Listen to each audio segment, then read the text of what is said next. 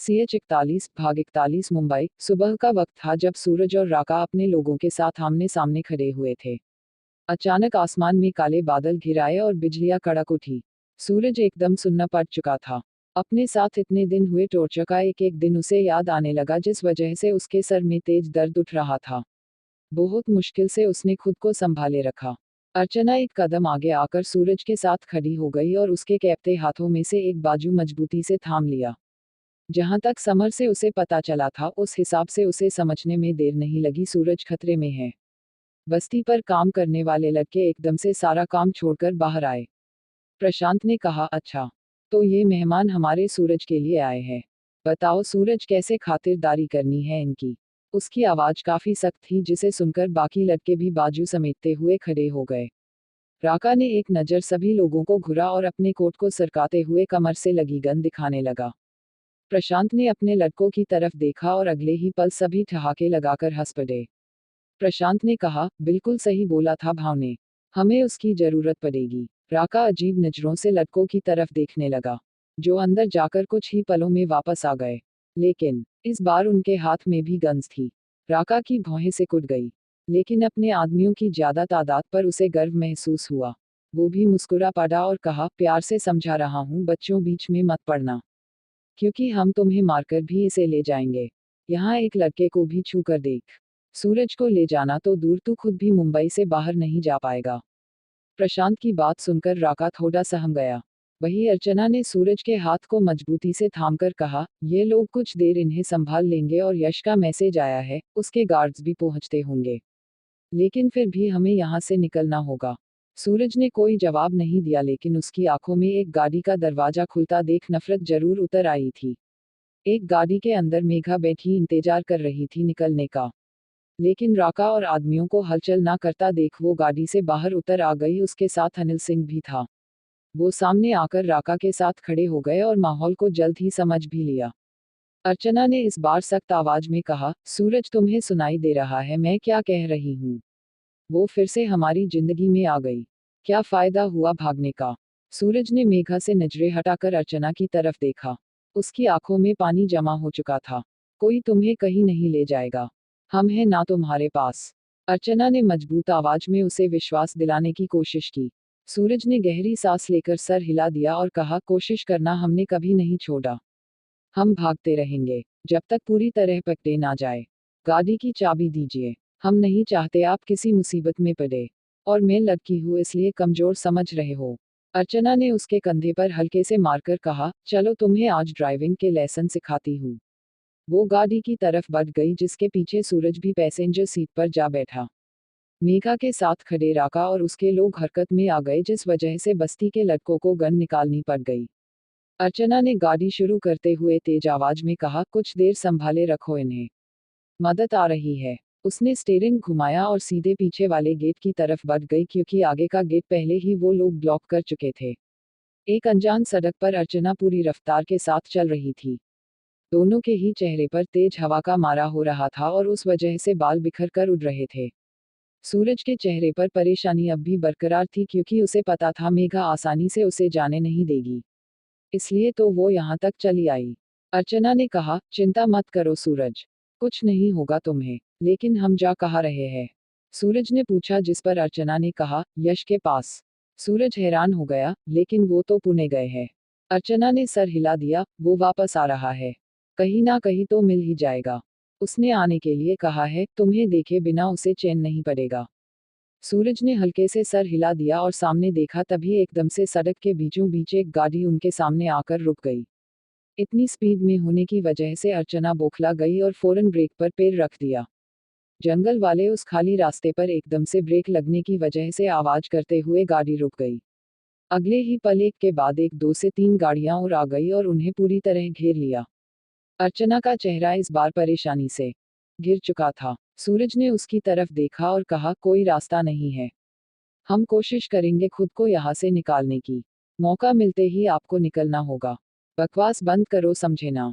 अर्चना ने चिढ़कर कहा, तुम्हें छोड़कर मैं कहीं नहीं जा रही, और खुद को हमसे पराया मत समझो। यश भाव का सूर्या मतलब हम सबकी जिम्मेदारी हो तुम। सूरज चुप हो गया और अर्चना फोन निकाल कर देखती है। यश का फिर कोई मैसेज नहीं आया था। उसने सर हिला दिया और डैशबोर्ड खोलकर गन निकाल ली। सूरज ने हैरानी से उसकी तरफ देखा तो अर्चना ने गन उसे देकर कहा, कभी चलाई है? सूरज झट से ना में सर हिला देता है। अर्चना ने कहा, जान पर बन आए तो बिना सोचे समझे चला देना। मर भी जाए तो लाशें और केस दोनों छुपा दूंगी। मजाक मत कीजिए हमसे, हम हड्डी तोड़ने तक रुक जाते हैं। खून हमसे बिल्कुल देखा नहीं जाता। सूरज ने कहा तो अर्चना गन उसके हाथ में थमाते हुए कहती है, आंखें बंद करके चलाना। बस निशाना मुझे मत बना देना। अपना कोट उतार कर वो जीप से उतर गई। सूरज ने भी बैक साइड में रख गन छुपा ली। उसके हाथ में सिर्फ वो छोटा सा खंजर मौजूद था। अब गाड़ी से थोड़ा आगे जाकर सूरज और अर्चना खड़े हो गए तो सभी लोगों ने उन्हें घेर लिया, जो तादाद में 10 से 12 थे और सभी ट्रेंड लग रहे थे।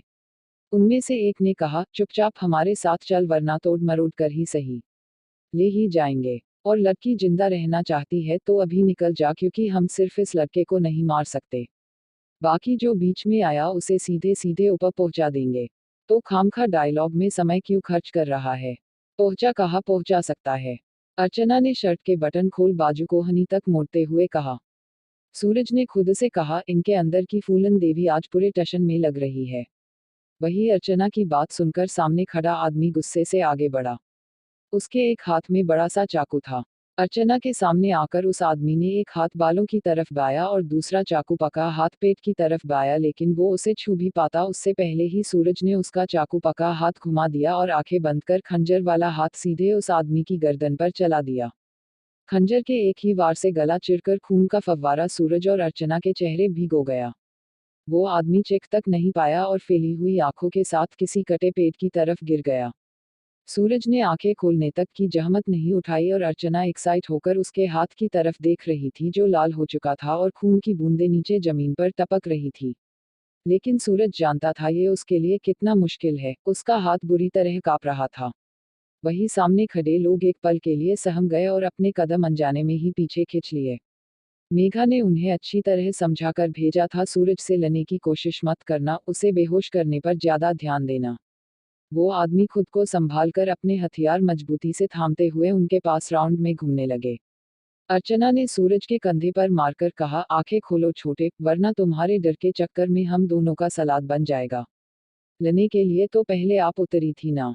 सूरज ने धीरे से आंखें खोल उसकी तरफ देखा तो अर्चना दांत दिखा देती है, वो तो तुम्हें हिम्मत मिले इसलिए। उसके कहते हुए ही एक आदमी ने पीछे से उसके ऊपर वार किया, लेकिन वक्त रहते सूरज ने उसे आगे खींच लिया और उसका चाकू अपने खंजर से रोकते हुए उसके घुटने पर पैर मार दिया। आदमी लखा गया और अगले ही पल सूरज ने हवा में उछलकर उसके मुंह पर किक मार दिया। अर्चना, जो सूरज के खींचने से आगे चली गई थी, ये देख सामने खड़े आदमी ने फौरन उसे पकड़ना चाहा, लेकिन उसका ही आगे बढ़ा हुआ बाजू पकड़कर अर्चना पलट गई और अपने कंधे पर उसे रख आगे की तरफ मोड़ दिया। उसने उस आदमी को सामने पटक दिया था। बाकी आदमी गुस्से से बौखला गए और उन्होंने एक साथ हमला बोल दिया। काफी देर तक दोनों ने उन लोगों को संभाले रखा। सूरज तो अब तक ठीक ठाक उन्हें संभाल रहा था, लेकिन अर्चना बुरी तरह थक चुकी थी। एकदम से एक आदमी ने चाकू चलाया, जिसका हल्का सा कट उसकी बाजू पर लग गया। अर्चना लखा गई और वो सूरज के साथ आकर खड़ी हो गई। सूरज और वो एक साथ खड़ी थी और वो लोग सामने खड़े थे। सभी बुरी तरह हाफ रहे थे। तभी आसमान में जोर से बिजली कड़की और इसी के साथ बारिश शुरू होकर उन्हें भिगोने लगी। To be continued. CH 42 भाग 42 मुंबई। सुबह का वक्त, जंगल में सुनसान सड़क पर सूरज, अर्चना एक साथ और वो लोग सामने खड़े थे। सभी बुरी तरह हाफ रहे थे। ठीक उसी वक्त आसमान में जोर से बिजली कड़की और इसी के साथ जोरदार बारिश शुरू होकर उन्हें भिगोने लगी। सूरज ने अर्चना की तरफ देखा, आप ठीक है? चाहे तो अब भी मौका है निकलने का। मराठी मुलगी हूँ, पीठ दिखाकर तो सपने में भी नहीं भाग सकती, अर्चना ने कहा, जिस पर सूरज झुंझुलाते हुए तो फिर चेहरा उनकी तरफ दिखाते हुए भागते हैं। याद रखिए, अगर उन्हें ज्यादा देर प्रोवोक करते रहे तो गन्स निकालने में वो देरी नहीं करेंगे। भले ही हमें मार नहीं सकते, लेकिन घायल जरूर कर सकते हैं। सूरज की बात पूरी ही हुई थी कि वो सच भी गई। अपने कुछ आदमी खोने की वजह से बचे हुए लोग गुस्से में आ चुके थे। अर्चना ने सूरज का हाथ थाम लिया, शायद तुम सही थे। सूरज और वो आदमी भी कुछ समझ पाते उससे पहले ही अर्चना जंगल के अंदर दौड़ लगा देती है। एक आदमी ने चीखते हुए कहा, साला भागने मत दो उन्हें। तेज बारिश, ठंडी हवाएं, कड़कती बिजलियां और हर जगह कीचड़ के बीच तेजी से सूरज और अर्चना भाग रहे थे। अर्चना की रही सही होप भी खत्म हो रही थी कि यश वक्त पर पहुंच जाए। लगातार उन पर गोलियां चल रही थी लेकिन नीचे झुकते हुए वो वार को खाली जाने दे रहे थे। सूरज ने कपकपाती आवाज में कहा, हम ज्यादा देर तक भाग नहीं पाएंगे। हिम्मत मत हारो सूर्या, बस कुछ देर, घने जंगल में छुपने के लिए आसान हो जाएगा। अर्चना उसे हिम्मत देने की कोशिश करने लगी कि तभी सूरज का पैर एक पत्थर से फिसल गया और लखराते हुए वो मुंह के बल जा गिरा। अर्चना के हाथ पकड़े होने की वजह से वो भी खींची चली गई, लेकिन वो घुटनों के बल गिर गई। सूरज की हथेली छिल गई थी। जमीन पर ही हाथ मारते हुए वो झल्ला उठा। पीछे भाग रहे लोग तेजी से आकर दोनों को घेर लेते हैं। उनके चेहरे पर विजयी मुस्कान आ गई। उनमें से एक ने कहा, लड़की को यही मारकर फेंक दो। अपनी जेब से एक इंजेक्शन निकालकर वो सूरज की तरफ बने लगा। सूरज अब भी जमीन की तरफ मुंह करके गिरा हुआ था लेकिन उसके हाथ लगातार कीचड़ में अपना खंजर ढूंढ रहे थे। इंजेक्शन लेकर वो आदमी सूरज के करीब पहुंच गया और एक हाथ उसके कंधे पर रख दिया। सूरज अपनी जगह जड़ हो चुका था। उसकी सांसें और धड़कनें असीमित ढंग से दौड़ रही थी। वही दूसरा आदमी ट्रिगर पर हाथ रख गन अर्चना के सर पर पॉइंट कर देता है। ऐसा सीन था कि दोनों की ही सांसें थमने को थी। जहां अर्चना को आगे मौत नजर आ रही थी तो सूरज को कैद भरी जिंदगी। दोनों ने ही कसकर अपनी आंखें बंद कर ली और तभी जोर की आवाज के साथ बिजली कड़की। सभी लोग एकदम से चौंक उठे क्योंकि बिजली उनके पीछे ही गिरी थी। इसी बीच किसी के कुछ समझने से पहले ही दो गोलियां चली। अर्चना के सर पर गन ताने खड़ा आदमी कटे पेट की तरह उसके साइड में गिर गया। वही सूरज को इंजेक्शन अपने पास नीचे गिरता हुआ दिखाई दिया। उसने धीरे धीरे पलटकर देखा तो उसके पीछे खड़ा आदमी जमीन पर मरा पड़ा था। सूरज ने तेज सांस लेते हुए सामने देखा। बिजली गिरने की वजह से उस पेट से धुआं निकल रहा था और उसी के सामने दो शख्स खड़े थे। सूरज की आंखों से पानी निकलकर बारिश की बूंदों के साथ घुलने लगा क्योंकि सामने खड़े शख्स वो जानता था। एक तरफ यश खड़ा था जिसकी आंखें लाल, आंखें मौत सी ठंडी थी। शर्ट भीगकर उसके गठीले बदन से चिपक गई थी। बालों से पानी टपक रहा था जिनमें हाथ घुमाकर वो सूरज की आंखों में देखता है। दूसरी तरफ खड़ा था वो साया जिसने यश को फोन किया था। काले रंग की हुडी जो उसकी आंखों तक थी। हाइट में लगभग यश के जितना ही दिखाई दे रहा था और उसकी हुडी भी भीगने की वजह से शरीर से चिपक गई थी। उसके हाथ में गन थी जिससे अभी अभी उसने अर्चना के सामने खड़े शख्स को शूट किया था। तभी उन दोनों के ही पीछे से समर और विनोद निकल कर आ गए। उन सबको देख सूरज और अर्चना दोनों ही चैन की सांस लेते हैं।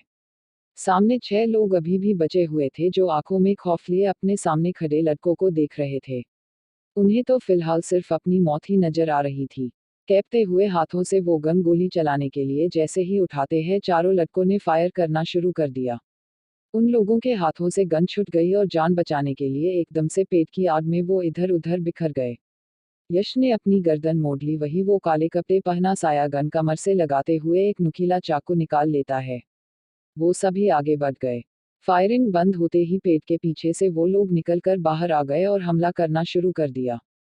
यश ने एकदम से गन घुमाकर उल्टी पकड़ ली और हमला करने आ रहे आदमी का वार रोक उसके सर पर मारने लगा।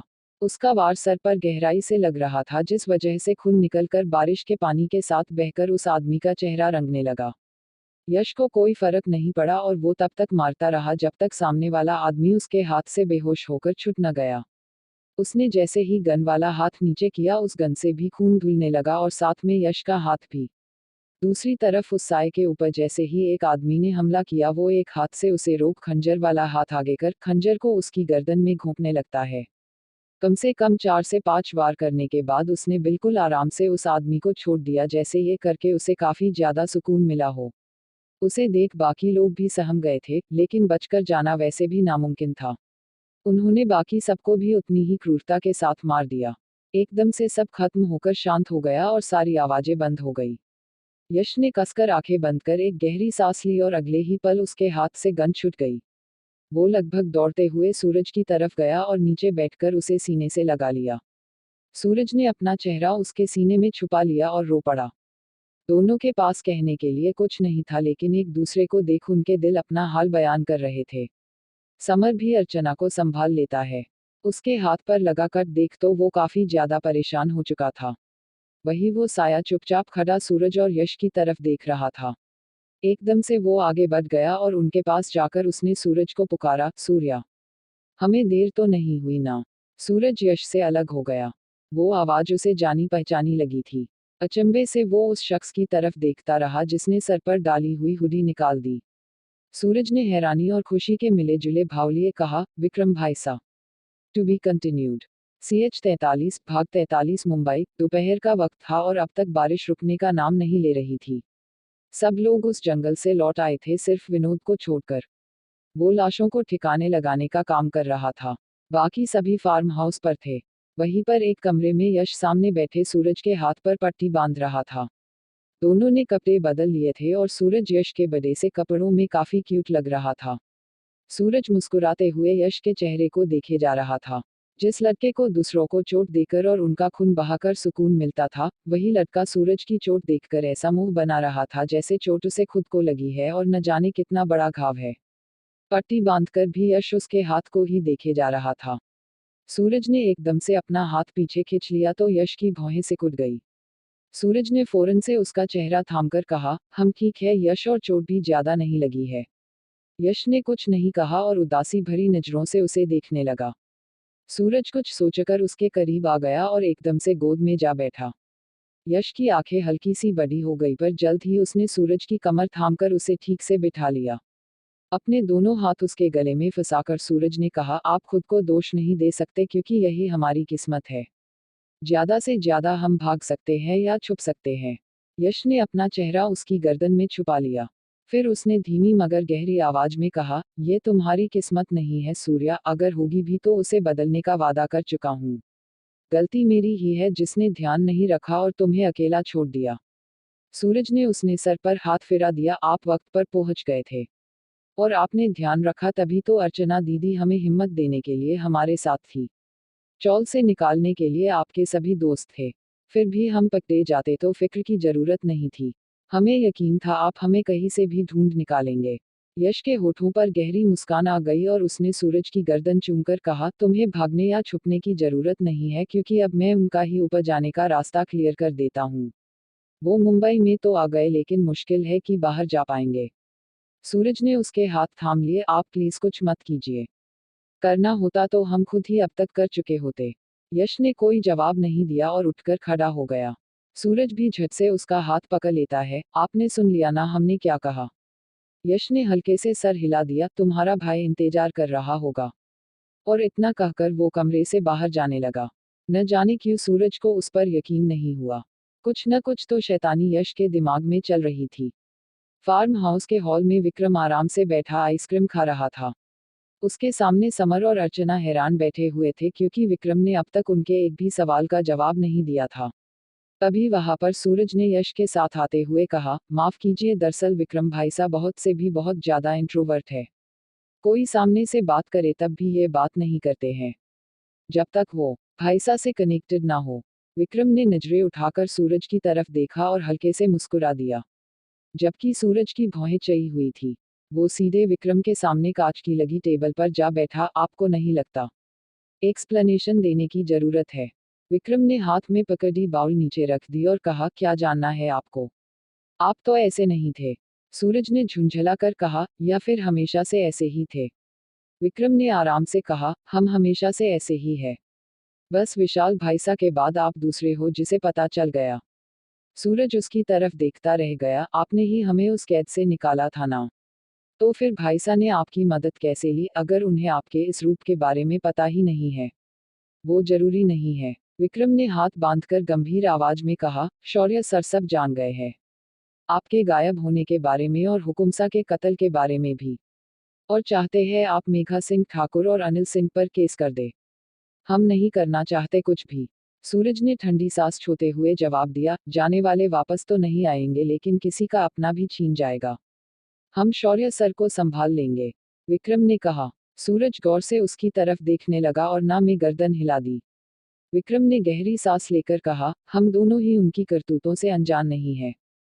खैर शौर्य सर से बात करना चाहेंगे। वो जानना चाहते थे आप कहाँ है और कैसे हैं। उन्हें कुछ भी मत बताइए। हम उन्हें एम्बेरेस नहीं करना चाहते।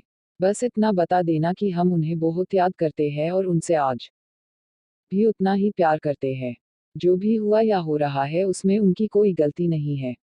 सूरज के कहते ही विक्रम सर हिलाते हुए, ठीक है, जैसा आपको सही लगे। अच्छे से सोच लीजिए क्या करना है क्या नहीं। आपके हर फैसले में हम और शौर्य सर आपके साथ है। अगर आप कदम नहीं उठाएंगे तो जो आज हुआ वो फिर से भी हो सकता है। मेघा ठाकुर आपको चैन से जीने नहीं देंगी। हम चलते हैं अब। सूरज के कंधे पर हाथ रखते हुए विक्रम खड़ा हो गया। सूरज फौरन कहता है, क्या आप आज रुक नहीं सकते? विक्रम मुस्कुरा दिया, कभी फुर्सत से। अब ये हालात ऐसे नहीं है कि हमारे इंजल को अकेला छोड़ दे। अपना ख्याल रखिए। फिर उसने यश की तरफ देख हल्के से सर झुका दिया। यश ने कहा, समर इन्हें एयरपोर्ट छोड़कर आओ। मैं सूरज और अर्चना को लेकर जा रहा हूँ। समर सर हिला देता है। एक आखिरी बार सूरज विक्रम को गले लगाता है, उसके बाद विक्रम चला गया। उनके पीछे ही यश भी अर्चना और सूरज को लेकर निकल गया। चौल जाकर उसने सबकी खबर पूछी और सूरज का कुछ जरूरी सामान उठाते हुए वो सीधे अपने घर की तरफ उसे लेकर निकल पड़ा। दूसरी तरफ राजस्थान में विक्रम के घर में गुप्त अंधेरा फैला हुआ था। तभी दरवाजा खुला और एक साया बिना किसी आवाज के अंदर आ गया। उसने बिजली जलाना तक जरूरी नहीं समझा और आगे बढ़ा। इस बीच वो किसी भी चीज से नहीं टकराया, जैसे घर का कोना कोना उसकी मेमोरी में फीड किया गया हो। उसने टेबल पर हाथ फिराकर वही म्यूजिक सिस्टम शुरू कर दिया जिसे अक्सर विक्रम सुना करता था। वही सोफे पर जाकर वह बैठा और अपना सर पीछे टिकाते हुए धीरे धीरे सर हिलाने लगा। टू बी CH 44 भाग 44 शाम का वक्त था जब अपने आप को सही करते हुए सत्यम एकदम से स्टडी रूम के अंदर चला गया। अंदर न जाने ऐसा कौन था जिस वजह से बाहर खड़े प्रीत और काजल की सांसें अटकी हुई थी। वहां पर मानस भी हाथ बांधे खड़ा हुआ था और आरव अपने रूम में था। तभी कॉलेज से लौटकर आया करण फ्रेश होकर नीचे ही जा रहा था कि उसकी नजरें स्टडी रूम की तरफ जा रुकी। सबको ऐसे बाहर खड़ा देख उसे गॉसिप को बू आने लगी। होठों पर तिरछी मुस्कान लिए वो उसी तरफ बढ़ गया। मानस के बिल्कुल पास खड़े होकर उसने धीमी आवाज में पूछा, क्या हुआ ड्रैकुला? शैतान सिंह कोई बलि पका कर लाया है क्या? मानस एकदम से उसकी तरफ पलट गया, तुम कब आए? और कुछ खाया या नहीं? करण ने मुंह बिगा लिया और मानस से जवाब की उम्मीद छोड़कर प्रीत की तरफ बने लगा। तभी मानस उसकी कॉलर पकड़कर उसे पीछे खींच लेता है, कहाँ चले? करण अपनी कॉलर छुड़ाने की कोशिश करते हुए, मुझे जानना है, यहाँ क्या हो रहा है? आप नहीं बता रहे थे तो यहाँ प्रीत भैया भी खड़े हैं। उनसे पूछ लेता हूँ। अच्छा, जानकर क्या करोगे? झट से जाकर अपने आरव भैया से चुगली करोगे? मानस ने आंखें छोटी कर उसे देखना शुरू कर दिया। करण की बोलती बंद हो गई। शायद मानस ने सही गैस लगा लिया था। वो कुछ देर तक चुपचाप मानस की तरफ देखता रहा जिस वजह से मानस सर हिलाकर उसके गले में हाथ डाल लेता है। फिर उसने कहा, अंदर साइकिट्रिस्ट आया है। करण की भौहें चढ़ गई, मतलब पागलों का डॉक्टर। मानस उसे घुरकर देखता तो करण फौरन दांत दिखाते हुए उसकी हाँ में हाँ मिलाकर आहा हा। साइकिट्रिस्ट, लगता है आज शगुन का 11वां नारियल फुट कर रहेगा। उसका बस इतना ही कहना था कि अंदर से तेज आवाज आई और कुछ ही देर में सत्यम अपना खून से रंगा हाथ झटकते हुए बाहर आ गया। करण झट से फुट गया लगता है।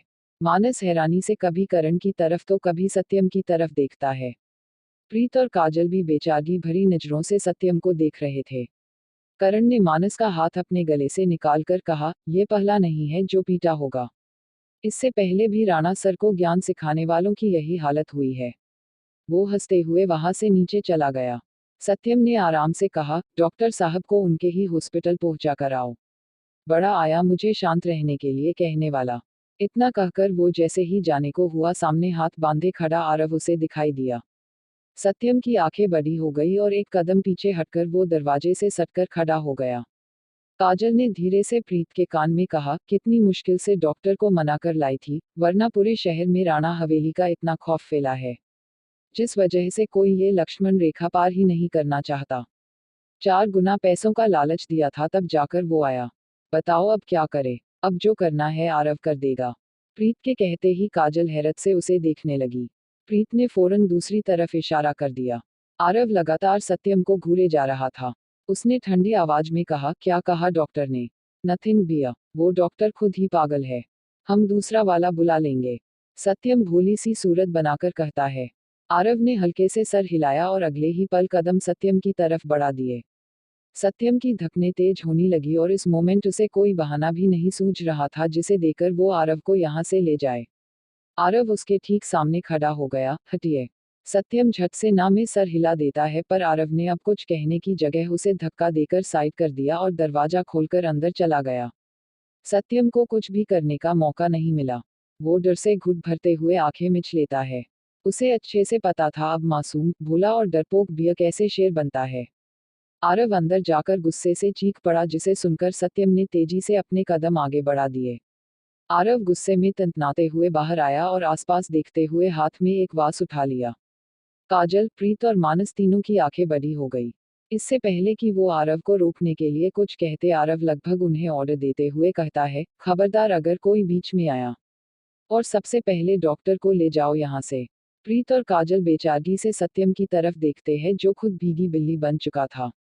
उसने धीमी और रिक्वेस्ट भरी आवाज में कहा, सॉरी बिया, लास्ट टाइम माफ कर दो। पक्का आगे से इस घर में खून नहीं दिखेगा तुम्हें। ये बात पिछले एक हफ्ते सुनकर कान पक गए हैं मेरे, पर खून दिखना बंद नहीं हुआ। आरव उसकी तरफ अपने कदम बढ़ाना शुरू कर देता है, और कौन था वो जिसने अपने पागलपन के इलाज की बात कही थी? क्या मैंने आपको फोर्स किया था कुछ करने के लिए? अगर करना ही नहीं है कुछ तो कहा भी क्यों, और क्यों बेचारे डॉक्टर का सर फोड़ दिया? सत्यम अपने कदम तेजी से पीछे लेने लगा। लिटिल बियर, माय लव, सच में लग जाएगी यार, लगने दो फिर, आपको भी तो पता चले लगने पर कैसा महसूस होता है। शायद आपका पागलपन भी कुछ हद तक उतर जाए। इतना कहकर आरव ने वास बिना सोचे समझे ही सत्यम की तरफ फेंक दिया। सत्यम फौरन वहां से हट गया। बिया यार, शांत हो जाओ ना। मैं प्रॉमिस करता हूँ अगली बार ऐसा कुछ नहीं होगा। चाहो तो तब तुम मेरे साथ ही रहना ताकि मैं कुछ भी ना कर पाऊँ। उसकी बात सुनकर आरव अपनी जगह रुक गया। कमर पर हाथ रख वो गुस्से की वजह से हाफ रहा था। उसे शांत हुआ देख सत्यम धीरे से उसकी तरफ कदम बढ़ाता है और उसके पास जाकर कहता है, सॉरी। उसने अपने कान पकड़ लिए। आरव ने खुद को शांत किया और कुछ देर उसकी तरफ देखता रहा। सत्यम की भी क्या गलती है, उसके बस में थोड़ी ना है जो उसे ज्यादा गुस्सा आता है या उसका दिमाग कुछ बातों की वजह से जल्द ही ट्रिगर हो जाता है। सोचते हुए आरव ने खुद से कहा, लगता है मुझे ही सब कुछ संभालना होगा। ऐसे कब तक चलेगा? किसी दिन सत्या खुद का ही नुकसान कर लेंगे। उसने सत्यम के हाथ नीचे करते हुए उसका चेहरा थामकर कहा, इस बार अपना प्रॉमिस तोड़ा तो याद रखना मेरा दिल भी टूट जाएगा। सत्यम उसे एकदम से करीब कर अपने सीने से लगाते हुए कहता है, नहीं भैया, इस बार किसी भी वजह से तुम्हारा दिल नहीं तोड़ूंगा। तुम जो कहोगे वो सारी बातें मानूंगा। आरव ने उसकी पीठ पर हाथ फिराकर कहा, गुड बॉय। फिर जल्दी से किसी हॉस्पिटल में अपॉइंटमेंट ले लो। हम खुद ही वहां जाएंगे, क्योंकि मुझे नहीं लगता कोई भी डॉक्टर यहाँ आएगा। सत्यम थोड़ा संकोचते हुए हाँ कह देता है, पर आरव को बाहर ले जाना क्या ठीक रहेगा? अब तक उसे पलाश की तरफ से कोई खबर नहीं मिली थी कि वो कहाँ है या क्या कर रहा है। शायद वो कोई चाल चलने के बारे में सोच रहा हो। अपनी सोच पर विराम लगाते हुए सत्यम ने एक गहरी सांस भर ली और आरव को मजबूती से सीने में भर लिया। वो सत्यम राणा है, जिसने परिणाम की चिंता कभी की ही नहीं।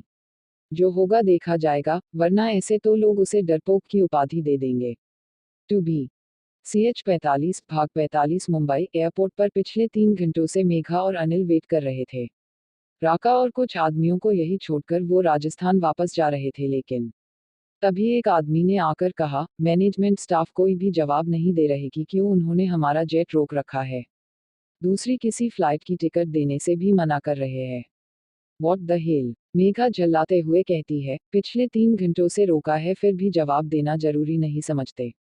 तुमने बताया नहीं हम राजस्थान की हुक्मरानी सा है। वो आदमी फौरन सर झुकाकर हिचकिचाते हुए कहता है, वो बताया था, लेकिन उन्होंने कहा ये मुंबई है, राजस्थान नहीं। मेघा वो बात सुनकर गुस्से से तिलमिला उठी। उसके हाथों की मुठियां भींच गई। अनिल भी गुस्से में आ गया और कहा, ले चलो हमें उसके पास जिसने भी ये बात कही है। उसकी नौकरी छीन लेंगे हम। मेघा भी साथ देते हुए, सिर्फ नौकरी नहीं, हमें 3 घंटे इंतजार कराने की सजा मिलनी चाहिए उसे। दोनों ही उस आदमी के साथ मैनेजमेंट ऑफिस की तरफ बढ़े जिन्होंने अपने सभी वर्कर को टिकट ना देने के लिए ऑर्डर दिया था। जैसे ही वो ऑफिस के सामने पहुंचे, बाहर दरवाजे पर ही एक सिक्योरिटी गार्ड ने हाथ दिखाते हुए उनका रास्ता रोक लिया। मेघा का माथा गर्म हो उठा, हमारा रास्ता रोकने के लिए तुम्हारा हाथ भी कटवा सकते हैं हम। हटो सामने से। सिक्योरिटी गार्ड अजीब नजरों से मेघा की तरफ देखता है, ओह मैडम जी, कशाला गरम होता है, लंच टाइम है और साहिब की घरवाली खाना देने के लिए आई हुई है। इसलिए कोई भी अंदर नहीं जा सकता, चाहे हाथ काटने वाला हो या कोई कटे हाथ वाला भी हो। देखो, हमसे उल्टे जवाब देकर बात मत करो और चुपचाप बताओ कब तक लंच खत्म होगा। मेघा का लहजा अब भी गुस्से से भरा हुआ था। गार्ड भी उसका रूखा बर्ताव सहन न कर सका। जाओ, नहीं बताऊंगा। काट कर दिखाओ मेरा हाथ। मेघा आगे कुछ भी कहती उससे पहले ही अनिल उसका हाथ पकड़कर रोक देते हैं और गार्ड से कहते हैं, कितना समय लगेगा उन्हें? हमारे पास भी वक्त नहीं है। गार्ड आराम से जवाब देता है, हाँ तो ऐसे प्यार से पूछो ना। मैडम तो सीधा भड़क उठी। मैं बताने के लिए ही खड़ा हूँ यहाँ। तो फिर जल्दी बता भी दो। अनिल दांत भींचकर लेकिन होठों पर झूठी मुस्कान दिखाते हुए कहता है। गार्ड ने जवाब दिया, अब तक हो चुका होगा, कुछ देर यही खड़े रहिए। मैडम के जाते ही आप अंदर जा सकते हैं। अनिल ने मेघा का बाजू पकड़कर साइड ले गया क्योंकि शायद उसे अंदाजा हो चुका था मेघा कुछ ही कहने वाली है। साइड में आते ही मेघा हाथ झटकते हुए, दिन ही खराब है आज हमारा। पहले उस मनहूस का पता चलना और फिर उसका हाथ से निकल जाना। अब ये दो कौड़ी के लोग हमें वापस जाने से रोक रहे हैं। औकात क्या है इनकी? शांत हो जाइए मेघा, आप अकेली नहीं है जो इंतजार कर रही है। अनिल ने कहा। तभी ऑफिस का दरवाजा खुला और एक औरत के बाहर जाते ही गार्ड ने अनिल को आवाज लगाई। अनिल ने कहा, चलिए अंदर चलकर देखते हैं क्या दिक्कत है। मेघा फौरन आगे निकल गई लेकिन काफी ज्यादा गुस्से में। उसने गार्ड के दरवाजा खोलने से पहले ही दरवाजा खोल दिया और उसे घूरते हुए अंदर चली गई, जिसके पीछे अनिल भी गए। बाकी गार्ड्स को बाहर ही रुकना पड़ा। बिना दरवाजा नोक किए कौन बदतमीज अंदर आ, कहते हुए कुर्सी पर बैठा एक मीडियम एज शख्स सामने देखता है। उसकी भौहें एकदम से ऊपर उठ गई और उसने कुर्सी पर फैलते हुए कहा, रानिसा फ्रॉम राजस्थान। मेघा ने उसे जलती निगाहों से देखते हुए हल्की सी तेज आवाज में कहा, क्या यहाँ हमारे सब्र का इम्तिहान लिया जा रहा है? जानते हुए भी कि हम कौन हैं, हिम्मत कैसे हुई आपकी हमारा जेट रोकने की? कुर्सी पर बैठा शख्स बिल्कुल शांत था। उसके होठों पर स्थिर मुस्कान बनी हुई थी। टेबल पर लगी नेम प्लेट पर उसका नाम मिस्टर कदम लिखा हुआ था। कदम ने मेघा के पूरी तरह शांत होने का इंतजार किया और फिर आराम से कहा, कौन कमबख्त आपका इम्तिहान ले रहा था? हमने तो बिल्कुल सीधे सीधे आपका जेट रोका हुआ है। मेघा का चेहरा गुस्से में लाल होने लगा। उसके हाथों की मुठियां भींच गई। तभी अनिल कहता है, देखिए, हम फालतू नहीं बैठे रहते, हमारा बहुत सा काम रुक गया है ना जाने की वजह से। कदम एक बार फिर बहुत आराम से जवाब देता है, तो आपको क्या लगता है, हमने फालतू में आपका जेट रोक रखा है? इस बार अनिल भी चीड उठा, आप सीधे सीधे जवाब देना पसंद करेंगे कि हमें किस वजह से रोका गया है?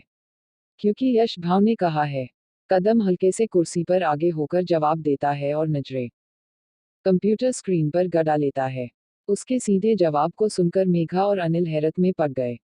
अनिल ने फौरन कहा, हम उन्हें नहीं जानते और वो क्यों हमें रोकना चाहते हैं? कदम उन्हें जवाब देने में बिल्कुल दिलचस्प नहीं था, फिर भी उसने कहा, अब आप उन्हें जानते हैं या नहीं वो आपकी प्रॉब्लम है। लेकिन यश भाव ने कहा है तो मुश्किल है आप गाड़ी से भी मुंबई छोड़ पाएंगे। ऊपर से रानिसा के तेवर देखकर ही लगता है भाव से सीधे सीधे पंगा लेकर आई है। Oh just shut up, Megha चिल्लाई, चुपचाप बताओ कौन है और कहाँ मिलेगा। मैं भी देखती हूँ कैसे रोकता है वो हमें। कदम ठंडी नजरें मेघा पर डाल जवाब देता है, वैसे तो उन्हें किसी पहचान की जरूरत नहीं है। मुंबई में नाम ही काफी है उनका। इसलिए ऐसा समझ लो उनकी मर्जी के बिना एक पत्ता भी नहीं हिल सकता यहाँ। गुंडा, डॉन, पॉलिटिशियन, जो समझना है समझ सकते हो। अब गूगल कर लो या बाहर किसी से भी पूछ लो।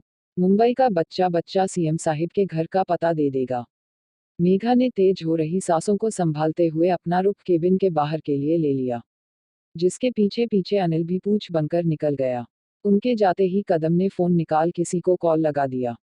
सामने से फोन उठाते ही कदम हंसते हुए कहता है, आपका काम हो गया समर भाव। अभी बाहर ही निकले हैं वो। समर ने शुक्रिया कर फोन काट दिया। राजस्थान, विक्रम को घर पहुंचते हुए काफी रात हो चुकी थी। रास्ते में उसने काफी बार शौर्य को कॉल और मैसेज किया था लेकिन शौर्य ने एक भी जवाब नहीं दिया था। इस वजह से विक्रम ने स्वर को कांटेक्ट किया था और उसने कहा शौर्य किसी क्लाइंट के साथ मीटिंग के लिए बाहर गया था। उसके बाद उसने उसे सीधे महल ही ड्रॉप कर दिया था। तब जाकर विक्रम ने राहत भरी सांस ली, शायद एंजल थक गए होंगे इसलिए कॉल नहीं उठा रहे। खुद से कहते हुए विक्रम ने जैसे ही घर का दरवाजा खोला उसकी आंखें ठंडी पड़ गई। कानों में उसी संगीत की आवाज पड़ रही थी जो वो अक्सर सुना करता था। घर में सिर्फ उतना ही उजाला पड़ रहा था जितना दरवाजा खुलने की वजह से काफी मुश्किल से पहुंच रहा था। विक्रम का हाथ एकदम से अपना खंजर टटोलकर मुट्ठी में पकड़ लेता है। उसने काफी धीरे से अपना कदम आगे बढ़ाया तो कोई चीज उसके पैर से टकरा गई।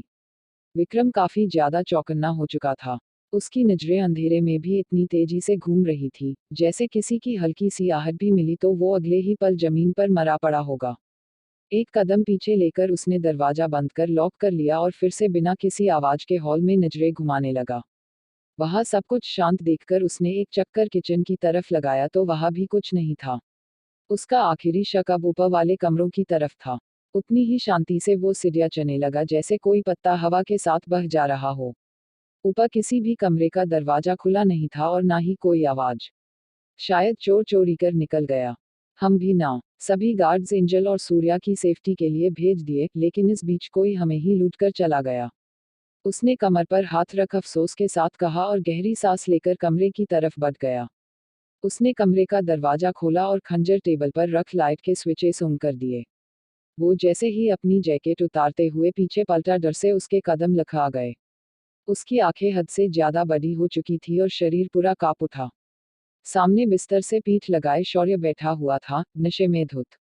उसके पास शराब की पूरी खाली बोतल पड़ी हुई थी और दूसरी लगभग आधी होने को आई थी।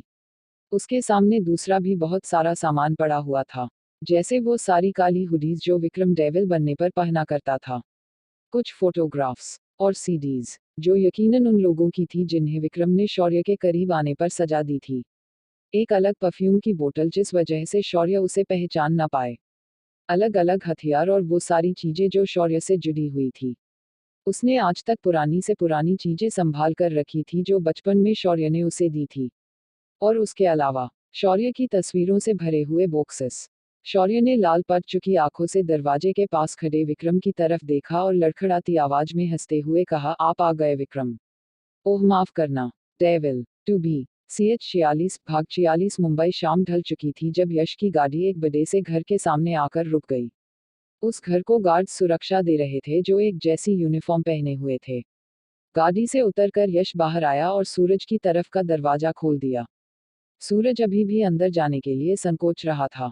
पूरे रास्ते यश उसे समझाते हुए आया था और अब भी समझा ही रहा था, लेकिन सूरज मानने को तैयार ही नहीं था। यश ने इस बार गुस्से में कहा, सूर्या चुपचाप नीचे उतर जाओ, क्योंकि फिर जबरदस्ती करना तुम्हें पसंद नहीं आता। बाबा ने खुद कहा है मैं तुम्हें घर ले आऊं, तो दिक्कत क्या है। सूरज की आंखें यश के गुस्सा करने से फौरन भीग गई। वैसे तो इतना सब कुछ हो जाने की वजह से वो पहले ही परेशान हो चुका था और बस एक छोटी सी वजह की जरूरत थी। यश उसे रोता देख खुद पर ही गुस्सा करता है और फौरन सूरज का चेहरा थाम लेता है। लेकिन सूरज ने उसके हाथ झटक कर अपना चेहरा हाथों में छुपा लिया और सिसकने लगा। यश के दिल में दर्द उठने लगा उसकी सिसकियां सुनकर। उसने जबरदस्ती सूरज को सीने से लगा लिया और उसके बालों में हाथ फेरकर कहा, अच्छा बाबा माफ कर दो, मैंने गुस्सा किया। प्लीज रोना बंद करो, मुझे तकलीफ हो रही है। अब से पक्का गुस्सा नहीं करूंगा तुम्हारे ऊपर। सूरज सिसकता रहा और यश की पकड़ से छूटने के लिए कसमसाता रहा, लेकिन यश भी उसे कहाँ छूने वाला था। वो तब तक वही और वैसे ही खड़ा रहा जब तक सूरज का रोना बंद नहीं हुआ। उसके शांत होते ही यश ने जबरदस्ती उसके हाथ चेहरे से हटाए और उसके लाल पड़ चुके चेहरे और आंखों की तरफ देखा। उसने सूरज का चेहरा हाथों में भरकर ऊपर उठाया और शांत आवाज में कहा, हे सूर्या। सॉरी ना बाबा, माफ नहीं करोगे अपने यश को। सूरज ने कोई जवाब नहीं दिया, ना ही उससे नजरें मिलाई। यश भी समझ चुका था जिद के मामले में उसे उसका कॉम्पिटिटर मिला है।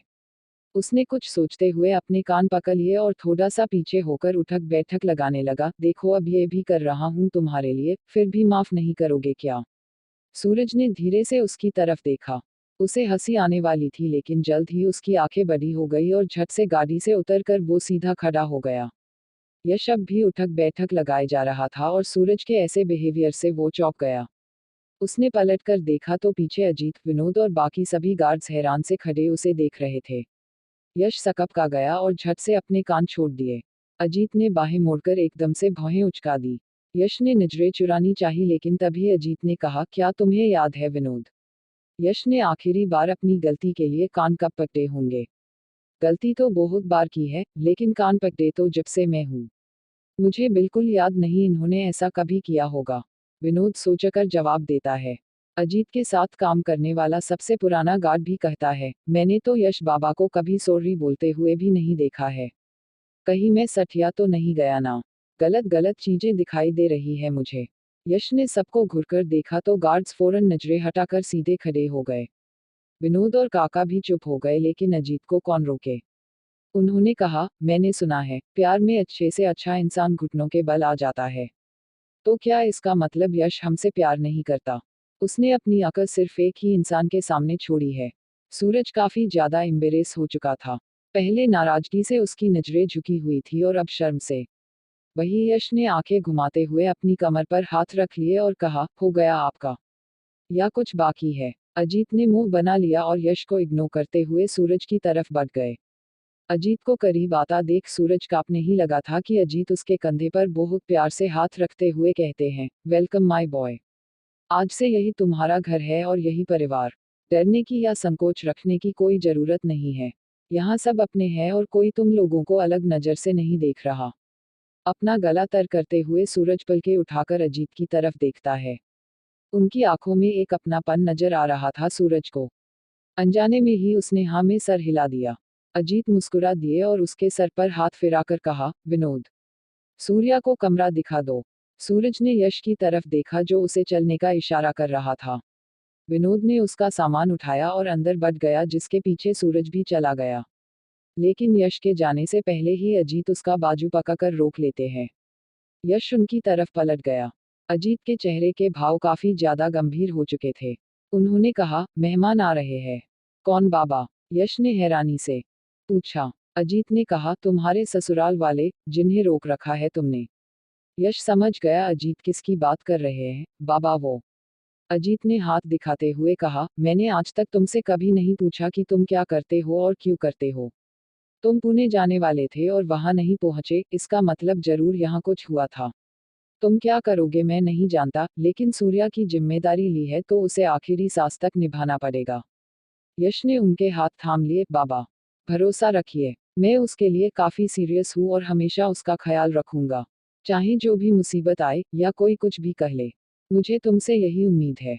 अजीत ने उसका कंधा थपथपाया, जाकर फ्रेश हो जाओ, कुछ ही देर में बारात आती होगी। यश के मन में काफी ज्यादा सवाल थे, क्योंकि अजीत का बिहेवियर सूरज को लेकर सच में अलग था। उस बारे में बिना कुछ कहे वो सर हिलाते हुए चला गया। राजस्थान, रात का वक्त था जब विक्रम डरी सहमी नजरों से सामने बैठे शौर्य को देख रहा था। शौर्य का चेहरा लाल पड़ चुका था और इस वक्त वो पूरी तरह नशे में था। जिस शौर्य को विक्रम जानता था वो कभी शराब छूता तक नहीं था, लेकिन आज विक्रम ने एक कदम आगे बढ़ाया तो शौर्य ठंडी आवाज में कहता है, हमारे करीब आने की जरूरत नहीं है। उसकी जलती और लाल पड़ चुकी आंखें देख विक्रम के कदम वहीं रुक गए। जिस सच को वो 6 सालों से छुपाए हुए था, वो आखिरकार उसके एंजल के सामने था, जिसे शौर्य चाहकर भी एक्सेप्ट नहीं कर पा रहा था। उसने रुंधी आवाज में कहा, सो डेविल, मजा आया होगा मेरे साथ खेलकर। एंजल, हमें समझाने का मौका। विक्रम के कहते ही शौर्य चिल्ला पड़ा, oh just shut up, just shut up, कुछ नहीं सुनना हमें आपके मुंह से। विक्रम की आंखें नम हो गई। हमेशा भावहीन रहने वाले शख्स के सारे भाव सिर्फ शौर्य के सामने ही बाहर आते थे। उसी जगह वो घुटनों के बल बैठ गया तो शौर्य भी शराब की बोतल छोड़कर उसकी तरफ पलट गया। खेल तो बहुत सही खेला आपने। इतने साल हो गए और आज इसका पर्दा हमारे सामने खुल पाया। हम सच में कभी शक ही नहीं कर सकते थे आप पर। इतना कहकर शौर्य आंखों से बहते आंसू पोंछ देता है, क्योंकि आपका प्लान ही इतना बेहतर था। आपकी खुशबू ना पहचान पाए इसलिए अलग परफ्यूम यूज करना, जानबूझकर खाने में नमक न डालना ताकि हम आपके और डेविल के खाने के टेस्ट को मैच ना कर पाए। हाँ, उस दिन आप तीनों ने खाना बनाया तब अजीब लगा था हमें, लेकिन वो आपने बनाया था ना, इसलिए शक की कोई गुंजाइश ही नहीं थी। शौर्य के रोकने की वजह से ना विक्रम कुछ बोल सकता था और ना ही उसे संभालने के लिए आगे बढ़ सकता था। शौर्य ने आगे कहा, सिर्फ आपकी वजह से हमें लोगों के बीच जाने में, उनके करीब जाने में डर लगने लगा। डर डर कर जी रहे हैं हम और अपना दिल आपके सामने खोल देते हैं, तो इसका ये सिला दिया आपने हमें। क्या कमी रह गई हमारे प्यार में विक्रम? अरे हम आपको अपने छोटे भाई। बस, बहुत हुआ। बिना कोई परवाह किए इस बार विक्रम चीख पड़ा, नहीं सुनना हमें इससे आगे कुछ। सब कुछ तो समझ आ ही चुका है आपको, बस इतना समझ नहीं आया कि हमने ये क्यों और किस लिए किया। नहीं समझ आया कि हम आपका छोटा भाई बनने में कोई दिलचस्पी नहीं रखते। नहीं समझ आया आपको कि हम आपसे मोहब्बत करते हैं, बेपनाह मोहब्बत, और वो भी बचपन से। इतना कहकर वो फुट फुट कर रोने लगा। वही उसकी बातें सुनकर शौर्य का दिमाग सुन्न पड़ चुका था। उसे सच में कभी भी एहसास नहीं हुआ कि विक्रम उससे प्यार भी कर सकता है। टू बी CH 47 भाग 47 रात का वक्त था जब अपनी बात कहकर विक्रम फुट फुट कर रोए जा रहा था। वैसे तो उसकी बातों ने शौर्य का दिमाग सुन्न कर दिया था, लेकिन नशे में होने की वजह से उसे ये विक्रम छोटा सा और लगभग 12-13 साल का नजर आ रहा था, जो घर आकर उससे और विशाल से स्कूल में हुई सभी बातों की शिकायत करते हुए रोता था। शौर्य कभी विक्रम को रोता हुआ नहीं देख सकता था, तो अब कैसे देख लेता। घुटनों के बल चलते हुए वो विक्रम की तरफ बढ़ा और उसके सामने रुककर कहा, तुम रो क्यों रहे हो? फिर से किसी ने तुम्हें स्कूल में बुली किया? चिंता मत करो, मैं कल आकर उसे अच्छे से सबक सिखा दूंगा। इतना कहकर उसने हमेशा की तरह विक्रम के बाल बिगा दिए, जिसे देखकर विक्रम भी हैरान रह गया। अभी तो शौर्य उसे करीब भी नहीं आने दे रहा था और अब खुद ही पास आकर पुरानी बातें दोहरा रहा है जो अक्सर शौर्य के मुंह से उसने बचपन में सुनी थी। क्या वो नशे में होने की वजह से विक्रम को बच्चा समझ रहा था? विक्रम ने एकदम से उसके चेहरे की तरफ हाथ बढ़ा दिए जो बुरी कांप रहे थे। शौर्य ने ये देखा और उसके हाथ मजबूती से थाम लिए। क्या हुआ आपको? कुछ बोल नहीं रहे, या फिर सिर्फ विशाल को ही अपनी परेशानी बताओगे, हमें नहीं? विक्रम की आंखों से आंसुओं की धारा बहने लगी। ये शौर्य पहले से ज्यादा तकलीफ दे रहा था अब। उसके पुराने जख्म फिर से रिसने लगे थे शौर्य की बातों से। वो खुद को संभाल नहीं पाया और एकदम से शौर्य के गले लगकर बिखर पड़ा। बिल्कुल किसी छोटे बच्चे की तरह रो रहा था वो, जिसे सुनकर शौर्य भी अपने आप को रोक नहीं पाया। विक्रम ने रुंधे गले से कहा, एंजल, हम जानते हैं हमारी गलती माफी के लायक नहीं है, लेकिन हमारे पास दूसरा कोई रास्ता नहीं था। डेविल बनना हमारी इच्छा नहीं, मजबूरी थी। आपको प्रोटेक्ट करना हमारी पहली प्रायोरिटी थी। शौर्य के हाथों की पकड़ एकदम से ढीली पड़ गई, जैसे वो अचानक होश में आया हो, और फिर से उसने विक्रम को खुद से दूर कर दिया। विक्रम का दिल हजार टुकड़ों में बट रहा था, लेकिन शौर्य को समझाना ज्यादा जरूरी था। शौर्य ने तीखी आवाज में कहा, क्या मजबूरी थी आपकी? और शर्म नहीं आई अपने बड़े भाई के प्यार पर गंदी नजर रखते हुए? हम आपको अपने परिवार का हिस्सा समझते हैं और आपके मन में हमारे लिए इतनी घटिया। विक्रम ने मजबूत आवाज में उसकी बात काटी, हमारा आपके लिए प्यार घटिया नहीं है। अगर होता तो आपके सामने सिर्फ विक्रम होता, डेविल कभी आता ही नहीं। ना ही हम किसी मर्यादा का पालन कर आपसे दूरी बनाए रखते, क्योंकि इतनी पावर और हैसियत है हमारी कि आपको जबरदस्ती अपना बनाकर अपने पास रख सकते हैं। शौर्य चुप हो गया। विक्रम की बातों में कोई झूठ नहीं था। ना कभी उसने सीमा लांघी और ना ही डेविल ने। बस वो कभी कभी छू लेने की इच्छा जाहिर कर देता था शौर्य से। शौर्य ने एक गहरी सांस भरकर ठंडी आवाज में कहा, क्यों किया आपने ये सब जानते हुए भी कि हम नहीं कर सकते कभी आपसे प्यार? विक्रम ने भीगी पलकों को ऊपर उठाया और सीधे शौर्य की आंखों में देखा। आपको याद है, एक कहानी सुनाया करते थे आप, एंजल की। आप कहते थे, जब भी हम मुसीबत में होते हैं तो भगवान किसी फरिश्ते को हमारी जिंदगी में भेजते हैं। हाँ, भाईसा के जाने के बाद हम बहुत ज्यादा मुसीबत में थे। ये छत जो हमारे सर पर है वो भी ना रहती अगर उस वक्त आप वो फरिश्ता बनकर ना आते। आपने भाईसा की जिम्मेदारी उठाई थी, लेकिन उनकी जगह हमारे दिल सिर्फ एक ही थी, जिसे हम आपको कभी नहीं दे सके, क्योंकि आपने बहुत पहले ही हमारे दिल में दूसरी जगह बना ली थी। हमें आज भी याद है हमारी पहली मुलाकात, जब कुछ बच्चे हमें एबनॉर्मल बोलकर चिढ़ा रहे थे। आपने उनको डांटकर भगाया और हमें चॉकलेट देकर कहा, आप भी एबनॉर्मल और हम भी। हमारी दोस्ती काफी आगे तक जाएगी। पहली बार उस वक्त हम किसी अनजान के सामने मुस्कुराए थे। उसके दूसरे ही दिन भाईसा आपको घर ले आए थे। शायद आप हमें पहले से जानते थे इसलिए मदद की, लेकिन हम नहीं जानते थे आपको, इसलिए पहली नज़र में पसंद कर लिया। उस उम्र में प्यार का मतलब समझ नहीं आता था, लेकिन आप दोनों को साथ देखकर ही सोच लेते थे कि यही प्यार है। आपके होने से हमें ये महसूस नहीं होता था हमारा परिवार अधूरा है, और यही बात भाई साहब भी हमेशा हमसे कहते थे। उन्होंने हमसे वादा लिया था हम आपको अपने परिवार का हिस्सा समझे और आपका ख्याल रखें। बती उम्र के साथ एक तरफा प्यार होने के बावजूद हमें कभी जलन नहीं हुई। हम बहुत खुश होते थे आप दोनों को साथ देखकर। और अगर भाईसा आज भी होते तब भी हमारा प्यार एक तरफा ही रहता। हम मानते हैं सिर्फ पा लेना प्यार नहीं होता, लेकिन भाईसा के जाने के बाद हमें इनसिक्योरिटी होने लगी, जैसे आप दूर चले जाएंगे हमसे। इसलिए हम हमेशा आपको फॉलो किया करते थे। भाईसा के जाने के बाद पूरा साल हमने हैकिंग करके पैसे कमाए थे और कुछ लोग तैयार कर आपके आसपास लगा दिए, जो हमारे जाने के बाद हमारा काम करते थे उन लोगों को सजा देने का, जो आपको तकलीफ पहुंचाते हैं। आपको लगता होगा हम सिर्फ साल भर पहले ही इंडिया आए हैं, लेकिन ऐसा नहीं है। हर हफ्ते हम आते थे ताकि आपको देख पाए। हम सिर्फ इसलिए आपकी परवाह नहीं करते क्योंकि हमने वादा किया था, बल्कि इसलिए करते हैं क्योंकि हमें मोहब्बत है आपसे। हमारी जिद, जुनून, पागलपन, सब कुछ हो आप। फिर भी हम कभी डेविल ना बनते अगर भाईसा की मौत इतनी मिस्टीरियस ढंग से ना होती। सबसे जरूरी बात, उनकी लाश नहीं मिली, सिर्फ। कहते कहते विक्रम रुक गया क्योंकि एकदम से उसे एहसास हुआ, भावनाओं में बहकर उसने वो बात कह दी जो उसे नहीं कहनी चाहिए थी। शौर्य उसकी सारी बातें ध्यान से सुन रहा था। वो आश्चर्य में था, विक्रम इतनी कम उम्र में ये सब कैसे कर पाया जबकि वो सिर्फ 17 साल का था उस वक्त। लेकिन उसे ये बात भी पता थी, विक्रम एक जीनियस है जिसका ज्यादातर वक्त कुछ न कुछ सीखने में जाता था। इसलिए उसका अपनी उम्र के बच्चों के साथ तालमेल नहीं बैठ पाता था और वो उनसे दूर बनाकर रखता, जिसकी वजह से सब उसे एब नॉर्मल कहकर पुकारते। शौर्य भी बिल्कुल उसकी तरह था, जो ज्यादा किसी से घुलना मिलना पसंद नहीं करता था। बहुत कम लोग थे उसके करीब। लेकिन अचानक विशाल की मौत का जिक्र होते ही उसका जैसे सारा नशा उतर गया हो। उसने एकदम से विक्रम की कॉलर पकड़कर कहा, विशाल की लाश नहीं मिली थी। विक्रम ने आंखें मिच ली क्योंकि उस वक्त विशाल की मौत की खबर सुनकर शौर्य को पैनिक अटैक आया था और वो 2 दिन तक हॉस्पिटल में रहा। उसकी हालत को समझते हुए किसी ने भी इन सब बातों का जिक्र उससे नहीं किया था और आज 7 सालों बाद उसे पता चलता है कि विशाल की लाश ही नहीं मिली थी। विक्रम ने सर झुका लिया और कुछ नहीं कहा। दर्द से शौर्य चीख पड़ा और चिल्लाकर कहा, हमारी जिंदगी ही एक झूठ है। हर कोई बस परेशान करने के लिए हमारे आसपास है। आप भी झूठे हो विक्रम, एक धोखेबाज हो। क्यों और क्या देखने के लिए भगवान ने जिंदा रखा है हमें? उसी वक्त क्यों नहीं मर गए हम, हमारे विशाल के साथ? विक्रम ने उसे संभालना चाहा लेकिन शौर्य ने नफरत से कहा, चले जाइए हमारी जिंदगी से। शक्ल नहीं देखना चाहते हम आपकी।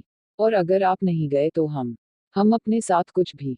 इतना कहते हुए ही शौर्य की आंखों के सामने अंधेरा छाने लगा। इससे पहले कि वो नीचे गिरता, विक्रम ने उसे पकड़कर अपने सीने से लगाकर रोते हुए कहा, आप जैसा चाहेंगे हम करेंगे, लेकिन खुद को कोई तकलीफ मत पहुंचाइए। हम आपके ऊपर खरोच भी बर्दाश्त नहीं कर सकते हैं।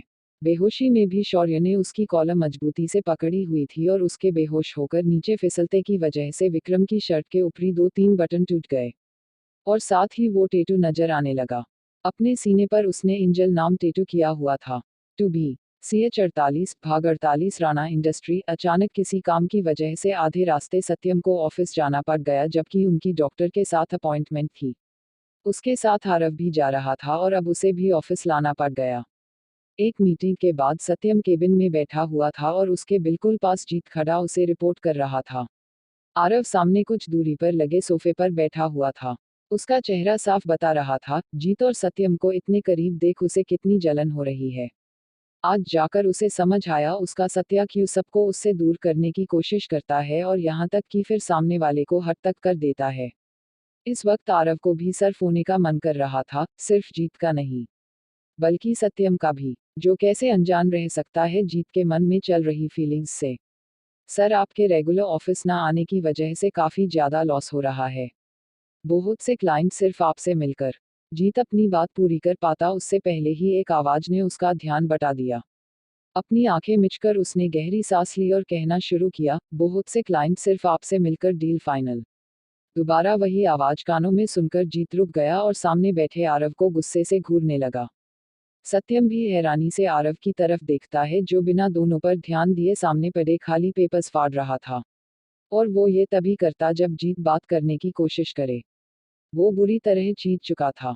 एक तो सत्यम ने अपॉइंटमेंट के बाद उसे बाहर ले जाने का वादा किया था और अब मीटिंग की वजह से शाम होने को आई थी। आरव ने सभी पेपर्स मोड़कर नीचे जमीन पर फेंके तो जीत ने कहा, आरव, तुम ये क्या कर रहे हो? पेपर्स जरूरी भी हो सकते हैं और तुम्हारे सेटिस्फैक्शन के कारण किसी को दोबारा वो फाइल तैयार करनी पड़ सकती है। आरव ने नजरें ऊपर उठाई और फिर बिना किसी भाव के कहा, तो? उसका बेपरवाही भरा जवाब सुनकर जीत के चेहरे पर गुस्से की रेखा उभरने लगी। इसी बीच सत्यम ने कहा, भैया, बस 10 मिनट दे दो। मैं जल्दी से काम खत्म कर लेता हूँ, फिर हम हॉस्पिटल जाएंगे। आरव ने बाहें मोड़कर पीछे पीठ सोफे से टिका ली और बिना किसी भाव के कहा, मुझे सिर्फ घर जाना है। काफी वक्त हो चुका है घर से दूर आए। डॉल इंतजार कर रही होगी। चिंता मत करो, मैंने काजल से कहा है वो उसे बोर हो जाने पर हाना के पास ले जाए। सत्यम ने जैसे ही कहा जीत हैरान रह गया। उसकी समझ से बाहर था, सत्यम कैसे हाना और नया के बारे में इतनी कैजुअली बात कर सकता है। उन बातों को एक साइड रख उसने आरव से हंसकर कहा, अगर तुम्हें घर की इतनी ही चिंता थी तो वही रुक जाते। ऑफिस का काम संभालने के लिए मैं और राणा सर काफी है। तुम्हें आने की कोई जरूरत नहीं थी, क्योंकि यहाँ आकर तुम बोर हो गए और इसलिए हमें डिस्टर्ब कर रहे हो। बात ऐसी है मिस्टर असिस्टेंट, बॉयफ्रेंड हूँ मैं उनका। वो जहाँ चाहे मुझे ले जा सकते हैं और मैं भी जहाँ चाहे वहाँ उनके साथ जा सकता हूँ। आरव ने सर्द आवाज में कहा, और शायद तुमने ठीक से सुना नहीं कि हम ऑफिस आने के लिए घर से नहीं निकले थे। हमें कहीं और जाना था। अगर तुमने फोन कर हमें डिस्टर्ब ना किया होता। जीत का चेहरा फीका पड़ गया। आरव से इस तरह के बातों की उसने कभी उम्मीद नहीं की थी। सच में आरव काफी बदल चुका था और वो अब सबको जवाब भी देता था। अपने पैर पटकते हुए वो खड़ा हुआ और ठंडी नजरें सत्यम पर डाली। Just take your time Rana sir. मेरा क्या है, मैं आपके ऑर्डर और आपके हिसाब से चलने के लिए ही पैदा हुआ हूँ। इतना कहकर उसने अपनी जैकेट झटके से खींचकर उठाई और केबिन से बाहर रुख कर लिया। सत्यम चौंकते हुए कुर्सी से उठ खड़ा हुआ। अचानक आरव को क्या हो गया उसकी समझ से बाहर था। उसे लगा इंतजार करने की वजह से आरव गुस्सा हो गया है। उसने भी अपना कोट और टेबल पर रखा फोन उठा लिया। इतने में उसे रोकने के लिए जीत फाइल दिखाते हुए, लेकिन सर इसे पूरा करना अभी बहुत जरूरी। सत्यम उसकी बगल से निकलते हुए जल्दी जल्दी में कहता है, मेरे लिए उससे ज्यादा जरूरी और कुछ भी नहीं है। ये सारी फाइल्स किसी के हाथों घर पर भेज देना। मैं ऑनलाइन मीटिंग कर लूंगा। जीत ने हल्की सी तेज आवाज में कहा, लेकिन सर आप कब तक ऑफिस नहीं आएंगे? प्यार अपनी जगह है, काम अपनी जगह। बहुत से जरूरी प्रोजेक्ट रुके हुए हैं सिर्फ आपके ना होने से। सत्यम के कदम दरवाजे पर जाकर रुक गए और उसने पलटकर कहा, मैंने किस लिए हायर किया है तुम्हें? मेरी गैरमौजूदगी में तुम काम नहीं संभाल पा रहे तो कल से काजल ऑफिस आ जाएगी। उसके होते हुए तो मुझे किसी बात की चिंता नहीं होती है। रही बात आरव की तो उसे एक पल भी मैं आंखों से ओझल नहीं होने दे सकता। अपनी बात कहकर सत्यम चला गया और जीत बंद हो चुके दरवाजे की तरफ देखता रहा। उसने अपने चेहरे पर हाथ फिरा लिया, इन सालों में पहली बार राणा सर ने मुझसे ऐसे बात की। और ये सब सिर्फ तुम्हारी वजह से है Aarav Sharma. You just wait, क्योंकि तुम्हें मैं उनकी लाइफ में बिल्कुल टिकने नहीं दूंगा। केबिन से निकलकर सत्यम जल्दी जल्दी में गाड़ी के पास आ पहुंचा जिसमें पहले से ही आरव बैठा हुआ था। उसका चेहरा अब भी सख्त बना था और आंखें बंद कर उसने सर पीछे सीट पर टिकाया हुआ था। जैसे ही सत्यम गाड़ी में बैठा उसके कुछ कहने से पहले ही आरव ने ड्राइवर को ऑर्डर दिया, सीधे घर चलना है। ड्राइवर मिरर में से सत्यम की तरफ देखने लग गया। सत्यम ने आंखों से ही उसे कुछ इशारा कर दिया जिस पर ड्राइवर बिना कुछ कहे गाड़ी आगे बढ़ा देता है। उस गाड़ी के आगे पीछे और साथ भी 4 से 5 गाड़ियां चल रही थी, जिसे देख ही पता चलता काफी रिस्क लेकर सत्यम आरव को बाहर ले आया है। कुछ आधे घंटे बाद कार एक जगह रुक गई और इस दौरान सत्यम ने आरव से कुछ भी नहीं कहा। आरव भी आंखें बंद कर ही बैठा रहा, लेकिन जब गाड़ी रुकी तो बिना सत्यम की तरफ देखे वो दरवाजा खोलकर उतर गया। लेकिन जैसे ही वो बाहर आया उसकी हैरानी का कोई ठिकाना नहीं था। जंगल के बीच वो एक ही ढाबा हाईवे के किनारे बना हुआ था। आसपास सिर्फ हरियाली थी, बड़े बड़े पेड़ और घना जंगल। शाम गहराने लगी थी जिस कारण ढाबे पर लगी लाइट की अलग अलग रंगों वाली मालाएं खूबसूरती बिखेर रही थी। सड़क पर गाड़ियां तो चल रही थी और अगर वहां रुकना भी चाहे तो बाहर खड़े गार्ड्स उन्हें जाने का इशारा कर देते। साथ ही वहां एक बड़ा सा बोर्ड लगा हुआ था जिस पर ढाबा बंद लिखा था। सत्यम की सारी गाड़ियां ढाबे के सामने जा रुकी थी और आरव हैरानी से सब कुछ देख रहा था। उसके नाराजगी भरे चेहरे और आंखों में अचानक एक चमक आ गई थी। उसने चहकते हुए कहा, ये तो वही जगह है ना? तभी उसे अपने पेट पर दो मजबूत बाजू महसूस हुए। सत्यम उसके पीछे आकर खड़ा हुआ था और उसने अपना चेहरा आरव के कंधे पर टिकाते हुए रूमानी अंदाज में कहा, हाँ, ये वही जगह है जहां हम पहली बार डेट पर आए थे। मुझे आज भी याद है। तुम्हारा मुंह तब भी फुला हुआ था क्योंकि मैं जबरदस्ती जो तुम्हें ले आया था। लेकिन यहाँ आकर तुम इतने ही खुश हुए थे। आरव का चेहरा शर्म से लाल हो गया और उसने कहा, यह जगह आज भी वैसी ही है सत्या। क्योंकि तुम्हारे सत्या ने इसे तुम्हारी याद में खरीदा हुआ है। सत्यम के कहते ही आरव चौंक उठा। उसने कहा, खरीद लिया? लेकिन क्यों? आपको किसी ढाबे की क्या जरूरत है? सत्यम ने बाहों की पकड़ मजबूत कर अपने होठ आरव की गर्दन पर फिराए। जो भी चीज मेरे बिया की आंखों में बस जाए उसे सिर्फ मेरे पास मौजूद होना चाहिए, ताकि वो दोबारा और बार बार उस चीज को देखे और उतना ही खुश हो जितना पहले हुआ था। और मैं इसलिए खुश हो जाऊंगा क्योंकि वो चीज मुझसे जुड़ी होगी। सत्यम के होठ बात करते हुए भी आरव की गर्दन पर फिसल रहे थे, जिससे उसे गुदगुदी होने लगी और वो खिलखिलाकर हंस पड़ा। सत्यम के कानों में आरव की हंसी जैसे मिश्री घोलने का काम कर रही थी। उसने धीरे से कहा, क्या मेरा बिया अब भी नाराज है? नहीं रहूंगा अगर खाना खुद आप बनाकर खिलाए। आरव ने अपनी गर्दन हल्की सत्यम की तरफ करते हुए कहा तो सत्यम उसे रिहाकर आराम से कहता है, डन। लेकिन तुम्हें मदद करनी पड़ेगी। साथ ही मुझे थकान होने पर किस करके एनर्जी देनी होगी। आरव सर हिलाते हुए आगे बढ़ गया। सत्यम को बस रोमांस करने का बहाना चाहिए होता है, चाहे वो कहीं भी हो और कोई भी माहौल हो। आरव को आवाज लगाते हुए वो भी उसके पीछे पीछे अंदर चला गया। टू बी CH 49 मुंबई। शाम ढल चुकी थी जब विनोद के साथ सूरज ने एक कमरे में कदम रखा। काफी आलीशान कमरा था वो, जिसमें जरूरत का हर सामान मौजूद था। साथ ही वो 3 हिस्सों में बटा था और लगभग सबका साइज एक जैसा ही था। तीनों को कांच की दीवारें अलग अलग कर रही थी। सबसे पहले बेडरूम ही था, जिसके बीचों बीच बेड लगा था। लेफ्ट साइड में जिम बना था और राइट में बड़ी सी बालकनी। रूम में एक तरफ बड़ी सी बुक शेल्फ थी जिसमें सारी पॉलिटिक्स और बिजनेस रिलेटेड किताबें थी। सूरज की नज़र बिस्तर के ऊपर लगी तस्वीर पर जा रुकी। शायद 10 साल का ही होगा वो यश, जो तस्वीर में अपनी माँ के साथ खुलकर मुस्कुरा रहा था। सूरज भी उस तस्वीर को देख मुस्कुरा दिया। तब तक विनोद उसका सामान अंदर रख चुका था। उसने कहा, आज से ये तुम्हारा कमरा है। किसी भी चीज की जरूरत होगी तो बेझिझक मुझसे या यहाँ पर किसी से भी कह देना। सूरज ने सर हिला दिया और शुक्रिया कहा तो विनोद मुस्कुराकर चला गया। सूरज अब भी अपनी जगह खड़ा था और सुस्ता कर वही बैठ जाता, तभी किसी ने उसकी कमर पकड़कर उसे थाम लिया। यश ने चिंता भरी आवाज में कहा, क्या हुआ तुम्हें? कहीं चोट लगी है जिसके बारे में मुझे नहीं बता रहे? कोई चोट नहीं लगी है। हम बस कुछ देर बैठकर सोचना चाहते थे। सूरज के इतना कहते ही यश ने उसे उठाकर बिस्तर पर बिठा दिया और फिर कहा, ठीक है अब यहाँ बैठो और सोचो क्या सोचना है। सूरज मुस्कुरा पड़ा और यश को बैठने का इशारा किया। जैसे ही यश बिस्तर पर बैठा, सूरज ने अपना सर उसकी गोद में रख दिया। यश को उसका माथा गर्म महसूस हुआ। उसके बालों में हाथ चलाकर सर धीरे धीरे दबाते हुए यश ने कहा, सूर्या, अगर मैं कुछ कहूंगा तो तुम्हें बुरा लगेगा। आप भाईसा की बातों के बारे में सोच रहे हैं ना? सूरज सीधे यश की आंखों में देख रहा था। हमें बुरा नहीं लगेगा, लेकिन फैसला करना बहुत से भी बहुत ज्यादा मुश्किल है। यश ने गहरी आवाज में कहा, क्या तुम्हें उन दिनों के बारे में सोचकर कुछ भी नहीं लगता जब तुम कैद में थे? क्या कभी उस समय भी तुमने किसी को नहीं कोसा? क्या खुद को रिहा करने के लिए कभी कोई प्रे नहीं की? सूरज ने खुद पर व्यंग से हंसते हुए कहा, हम खुद को मरा हुआ मान चुके थे यश। हमारे पापा को आखिरी सांस लेते हुए देखा हमने। क्या जीने की कोई वजह बाकी रह जानी चाहिए थी? सिर्फ सांसें चल रही थी हमारी, उनकी बात को मानकर। उनकी मौत का बदला भी नहीं लेना चाहते। यश ने ठंडी आवाज में कहा। सूरज अपनी आंखें बंद कर लेता है। उसने कोई जवाब नहीं दिया।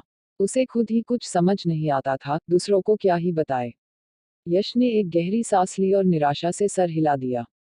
उसे लगता था सूरज काफी सुलझा हुआ और समझदार है, लेकिन वो इससे उल्टा था। खुद की बात आने पर वो सिर्फ बेवकूफी करता था, ये बात यश अच्छी तरह समझ गया। उसने खुद से कहा, अच्छा हुआ मैं कमीना हूँ, वरना तुम संत अपनी दुनिया दूसरों पर लुटा देते। तुम लाख मना करो, लेकिन मुझे जो करना है मैं करके रहूंगा। तुम्हें भले ही अपनी तकलीफ महसूस ना होती हो, लेकिन मुझे वो तकलीफ महसूस हो रही है। और जब मुझे तकलीफ होती है तो मैं सहने से ज्यादा सामने वाले को भी उसका एहसास कराने में यकीन रखता हूँ। सूरज काफी ज्यादा थक चुका था, जिस वजह से वो जल्द ही गहरी नींद में चला गया। यश ने उसे ठीक से लिटाकर ब्लैंकेट ओढ़ा दिया और दोबारा माथा छूकर देखा। वो पहले से ज्यादा गर्म हो चुका था। यश ने एक गहरी सांस ली और डॉक्टर को कॉल करने कमरे से बाहर आ गया। जैसे ही वो कमरे से बाहर आया, एक आदमी उसके सामने सर झुकाकर खड़ा हो गया। साहिब ने आपको बुलाया है। यश ने हाँ में सर हिला दिया और कुछ सोचकर कहा, यही खड़े रहो कुछ देर। अंदर से कोई भी आवाज आए तो। मुझे फौरन बुला लेना। इतना कहकर वो नीचे चला गया। हॉल में सोफे पर अजीत बिल्कुल शांत होकर बैठे थे। उनके सामने मेघा और दूसरी तरफ अनिल बैठे हुए थे। जैसे ही यश नीचे आया, अजीत बिना किसी भाव से उसकी तरफ देखते हुए कहते हैं, जवाब मांगने आई है ये। जवाब दो कि क्यों तुम रोक रहे हो उन्हें। यश ने गहरी नजरें मेघा और अनिल पर डाली तो दोनों को ही ऐसे लगा मानो अभी वो जलकर भस्म हो जाएंगे। काफी आराम से वो अजीत के पास कुछ दूरी बनाते हुए बैठ गया और फिर कहा, तुमने मेरे इलाके में आकर मेरे ही लड़के को ले जाना चाहा और मैं इतना सज्जन दिखाई देता हूँ जो तुम्हें प्यार से विदा करे। मेघा की आंखें सिकुड़ गई, क्या बकवास है ये। यश ने ठंडी आवाज में कहा, मैं आपके बेटे सूरज, सॉरी, आपके सौतेले बेटे सूरज की बात कर रहा हूँ। आपके लोगों ने पहले तो मेरे लड़कों को धमकाया, पहली गलती। मेरे भाई जैसे दोस्त की मंगेतर को चोट पहुंचाई, दूसरी गलती, और मेरे सूर्या पर नजर डालने की कोशिश की, आखिरी और सबसे बड़ी गलती। इसके बावजूद कुछ लोग जिंदा है और मुझे मिल नहीं रहे, इसलिए उन लोगों के मालिक को ही पकड़ लिया ताकि वो जल्दी से हाथ आ जाए। मेघा गुस्से में खड़ी हो गई, इसका मतलब वो तुम ही हो जिसने हमारे बेटे को गायब कर रखा है। चुपचाप उसे रिहा कर दो वरना हम बहुत आगे जा सकते हैं, चाहे कुछ भी हो जाए। उसके 22 के होने तक हम ही उसके लीगल गार्डियन रहेंगे, इसलिए चुपचाप बताओ कहाँ छुपाया है तुमने उसे। उसकी बातें सुनकर यश को लगा अभी एक झापड़ उसके कान के नीचे लगा दे। खुद को शांत करने की भरघोस कोशिश करते हुए वो कहता है, वो यही है इसी घर में। हिम्मत है तो ले जाकर दिखाओ। यश की खुली चुनौती को देखकर मेघा का माथा ठनक उठा, लेकिन अनिल ने उसे पकड़ लिया। वो जानता था उनकी एक गलत हरकत और मुख्यमंत्री की सुरक्षा को मद्देनजर रखते हुए एक पल नहीं लगाएंगे गार्ड्स उन्हें भून देने में। उसने कहा, देखिए, ये उनके परिवार का आपसी मामला है, इसमें कोई भी बाहर वाला इन्वॉल्व नहीं हो सकता। हम रिक्वेस्ट करते हैं आपसे, सूरज को हमारे साथ भेज दीजिए। मैंने कहा ना, हिम्मत है तो ले जाकर दिखाओ। यश आराम से उनकी आंखों में देखते हुए कहता है। मेघा के सब्र का बांध टूटने लगा, क्या चाहिए तुम्हें, बताओ, क्या मिलेगा ये सब करके। तुम जानते भी हो हम कौन हैं। हाँ बिल्कुल जानते हैं, मिसेस मेघा सिंह ठाकुर। यश के कहने से पहले ही अजीत बोल पड़े। अब तक सब कुछ शांति से सुना उन्होंने, लेकिन इससे ज्यादा वो चुप नहीं रह पाए। आपने शायद मुझे पहचाना नहीं, अजीत ने अफसोस भरी आवाज में कहा। आप कैसे पहचानेंगी, मुझे तो सूर्य की पहली पत्नी पहचानती थी, सुवर्णा सिंह ठाकुर। सूरज की मां का नाम अजीत के मुंह से सुनकर मेघा के साथ साथ यश की चौंक उठा। उसने ये दोनों नाम अजीत के मुंह से काफी बार सुने हैं, लेकिन वो सूरज के माता पिता होंगे, इस बात का उसे जरा भी अंदाजा नहीं था। अजीत ने आगे कहा, मैं सूर्य के अंतिम संस्कार में भी आया था, लेकिन आप पर उस वक्त दुख का पहाड़ जो गिरा था, कैसे याद रख पाती किसी को। मेघा का चेहरा एकदम से फीका पड़ गया, उसके पास बोलने के लिए कुछ बचा ही नहीं था। अजीत ने यश की तरफ देखा, जाने दो इन्हें, अगर कुछ करना होगा तो हमारा सूर्या खुद राजस्थान जाकर सब करेगा। आखिरकार वहां उसका घर और हक की चीजें हैं। मेघा के पैर कांप रहे थे। अगर अजीत सूर्य प्रताप और सुवर्णा को जानता होगा, मतलब उसके लिए ये बात किसी खतरे से कम नहीं थी। अजीत ने यह तक कहा कि सूरज खुद वहां जाकर कुछ करेगा, इसका मतलब सूरज के पास स्ट्रॉन्ग स्पॉट मौजूद है। यश अपने मन में चल रही उथल पुथल साइड में रख मुस्कुरा दिया, मैं अभी कर देता हूँ बाबा। वैसे भी मुंबई में पहले से काफी भीड़ है, ऊपर से कचरा कौन संभालेगा। मेघा ने ठंडी नजरों से उसे देखा और बिना कुछ कहे अनिल के साथ वहां से निकल गई। उनके जाते ही यश अजीत की तरफ पलट गया, आप शुरू से सब कुछ जानते थे ना बाबा, आपने मुझसे क्यों छुपाया कि आप सूर्या को पहले से जानते हैं। अजीत हल्के से मुस्कुरा दिए और उसके बाल सहलाकर कहा, सूर्या के आने पर बात करेंगे, अभी मुझे एक जरूरी काम है, इसलिए तुम भी जाकर कुछ देर आराम करो। इतना कहकर वो भी उठकर चले गए। यश ने खुद से कहा, मुझे लगा मैं ही गेम प्लानर हूँ, लेकिन बाबा तो मुझसे 2 कदम आगे निकले। इसीलिए कहते हैं, बाप बाप होता है बेटे। विनोद ने सोफे के पीछे खड़े होकर कहा तो यश ने उसकी तरफ देखा और फिर जबरदस्ती हंसकर कहा, अच्छा ऐसा है। विनोद की मुस्कान पल भर में गायब हो गई, मुझे भी जरा जरूरी काम है, मैं जाता हूँ। उसके जाते ही यश ने आंखें बंद कर सर पीछे टिकाया और अपना बाजू आंखों पर रख लिया। इतनी टेंशन से वो शायद ही अपनी जिंदगी में कभी गुजरा होगा। बात सूर्या की थी वरना तो अपने मामले वो पल भर में सुलझा देता था। टू बी CH 50 भाग 50 मुंबई। रात का वक्त था जब करीब 2 घंटे बाद सूरज की आंख खुल गई। उसने कुछ आवाज सुनी थी इसलिए वो उठकर बैठा तो सामने फर्श पर यश आंखें मिचकर बैठा था। उसके सामने एक फाइल पड़ी थी, जो यकीनन गलती से ही गिर गई होगी। उसने गिल्ट भरी आवाज में कहा, सॉरी। मैं तुम्हें बिल्कुल भी डिस्टर्ब नहीं करना चाहता था। कोई बात नहीं, हमारी थकान पूरी तरह मिट चुकी है। सूरज ने बिस्तर से उतरते हुए कहा। यश ने फाइल साइड रख दी, डिनर का वक्त हो चुका है, मैं बस तुम्हारे उठने का ही इंतजार कर रहा था। तुम फ्रेश हो जाओ, फिर नीचे चलते हैं। सूरज ने फौरन घड़ी की तरफ देखा। आई एम सो सॉरी, आप लोगों को हमारी वजह से इंतजार करना पड़ा। यश ने उसे वॉशरूम की तरफ धकेलते हुए कहा, ज्यादा फॉर्मेलिटी ना किया करो मेरे सामने। आई डोंट लाइक इट, खासकर जब सामने तुम हो। सूरज मुंह बनाते हुए अंदर चला गया। थोड़ी ही देर में दोनों खाने के लिए नीचे आ गए। सूरज को लगा जैसे डाइनिंग टेबल सिर्फ उसकी ही पसंद को देखते हुए भरा पड़ा है। मेन कुर्सी पर पहले से ही अजीत बैठे हुए थे। सूरज को देखते ही उन्होंने पास वाली चेयर पर उसे बैठने का इशारा किया। सूरज उनके पास बैठ गया लेकिन यश अब भी खड़ा था। उसकी आंखें एकदम से छोटी हो चुकी थी क्योंकि अजीत ने सूरज को यश की चेयर पर बिठा दिया था। इससे अनजान अजीत और सूरज प्लेट लेकर खुद के लिए खाना डाल चुके थे। खुद को इग्नोर होता पाकर यश ने गला खराश दिया, लेकिन फिर भी अजीत ने उसकी तरफ नहीं देखा। शायद वो जानबूझकर यश को नजरअंदाज कर रहे थे और ये बात उनके होठों की मुस्कान साफ दर्शा रही थी। यश ने दांत पीस लिए और इस काफी जोर से गला खराश दिया। अजीत ने उसे घुरा, चुपचाप पानी उठाकर पी लो, अगर इतनी ही खराश हो रही है तो। खामखा गले को क्यों तकलीफ दे रहे हो। यश ने गुस्से से आंखें घुमा ली और सूरज के पास वाली कुर्सी खिंचकर बैठ गया। उसकी हरकत देख घर में काम करने वाले लोग भी मंद मंद मुस्कुरा रहे थे। यश ने प्लेट उठाई और तेज आवाज में अपने सामने रखकर खाना निकालने लगा। सूरज ने उसकी तरफ देखा और पूछा, क्या हुआ आपको। अजीत ने तंज भरे लहजे में कहा, शायद जलन हो रही होगी। क्या है ना, कुछ लोगों को अटेंशन की आदत हो चुकी है। अब अचानक उसकी जगह किसी और को मिल रही है तो ऐसा होना लाजमी है। यश ने उन्हें घुरकर देखा। मैं क्यों जलने लगा, वो भी मेरे सूर्या से। ये तो अच्छी बात है कि मेरी जगह उसे मिल रही है, तो फिर मुंह क्यों सड़ा रखा है। ये बात मुस्कुराते हुए कहो। अजीत ने भौहें उचकाते हुए कहा, मुझे तो ऐसा लगता है अंदर आग लगी हुई है, तभी तो मुंह से धुआं निकल रहा है। यश ने झूठी मुस्कान के साथ कहा, कोई जलन नहीं हुई मुझे, लेकिन आप मुझे ऐसे इग्नोर भी नहीं कर सकते। आखिरकार बेटा हूं मैं आपका। अजीत ने कंधे उचका दिए और अपना खाना खाते हुए कहा, तुम्हें खाना पसंद तो आया ना सूर्या। सब कुछ हमारी पसंद का है।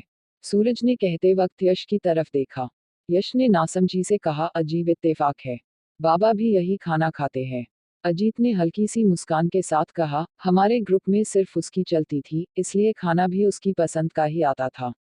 कॉलेज में बहुत साल हमने साथ बिताए थे, जिस वजह से हम सबकी पसंद खाने में एक जैसी हो गई। सूरज को उनकी बात का मतलब समझ नहीं आया और उसने बस सर हिला दिया। लेकिन यश खाते वक्त रुक चुका था। अजीत ने एकदम से कहा, मैं तुम्हारी माँ सुवर्णा की बात कर रहा हूँ। अचानक सूरज के गले में खाना अटक गया और वो जोर से खांसने लगा। थोड़ी देर बाद खाना खत्म कर तीनों स्टडी रूम में बैठे हुए थे। सूरज की आंखों में हल्की सी नमी थी और हाथ में एक फोटो एल्बम। उसमें सुवर्णा और सूर्य प्रताप की तस्वीरें थी, अजीत और उनकी पत्नी के, जिससे सूरज को पता चला वो चारों एक ही साथ कॉलेज में पढ़े हैं। एल्बम बंद कर सूरज ने अजीत की तरफ देखा। अजीत ने गहरी सांस भरते हुए हाँ में सर हिलाया। मैं यश की आई और तुम्हारे माता पिता एक साथ दिल्ली में पढ़े हैं। काफी गहरी दोस्ती थी हमारे बीच क्योंकि पूरे 6 साल बिताए थे हमने वहाँ। तुम्हारी माँ तुम्हारी तरह शांत बिल्कुल नहीं थी, काफी ज्यादा शैतान थी वो, और उतने ही शांत तुम्हारे पिता। शायद तुम उन पर ही गए हो। हमने कॉलेज के बाद कुछ ही दिनों के अंतराल में शादी की थी ताकि वो दोनों हमारी और हम उनकी शादी एंजॉय कर पाए। शादी के बाद जिंदगी काफी बिजी हो गई थी इसलिए कांटेक्ट भी कम होता चला गया। शादी के 1-2 साल में ही यश का जन्म हुआ। आए थे तब दोनों एक साथ। सुवर्णा की हेल्थ वीक होने की वजह से प्रेगनेंसी में काफी कॉम्प्लिकेशन आई थी। पूरे 10 साल बाद हुए थे तुम, और तुम्हें जन्म देते ही सुवर्णा। इतना कहकर अजीत चुप हो गए। अगर हम ना होते तो शायद वो जिंदा होती ना, सूरज ने निराशा भरी आवाज में कहा। अजीत ने उसके सर पर हाथ रखा। वो अपने प्यार की निशानी सौंपकर गई थी तुम्हारे पापा के लिए। यश की माँ भी उस समय काफी बीमार हो गई थी और कुछ दिन बाद वो भी चल बसी। फिर क्या था, हम दोनों की जिंदगी तुम दोनों के आसपास घूमने लगी। एक दिन अचानक सूर्य ने कॉल कर कहा उसने मेघा से शादी कर ली है। हालात की गंभीरता समझते हुए हमने उस वक्त इस बात पर ज्यादा ध्यान नहीं दिया क्योंकि तुम्हें एक माँ की जरूरत थी। ठीक वैसे ही उस बच्चे को शौर्य भी पिता का साया नसीब हुआ। लेकिन 1 साल पहले सूर्य की मौत होने से कुछ दिन पहले उसने कॉल किया था हमें।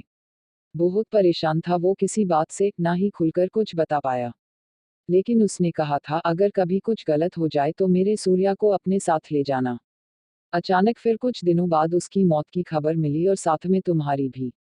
उस समय कुछ भी सोच पाना मुश्किल था मेरे लिए क्योंकि मेघा ने जाल ही ऐसा बुना था। फिर कुछ दिन पहले चौधरी जी आए थे मिलने। वो तुम्हारे पापा के लिए काम करते थे।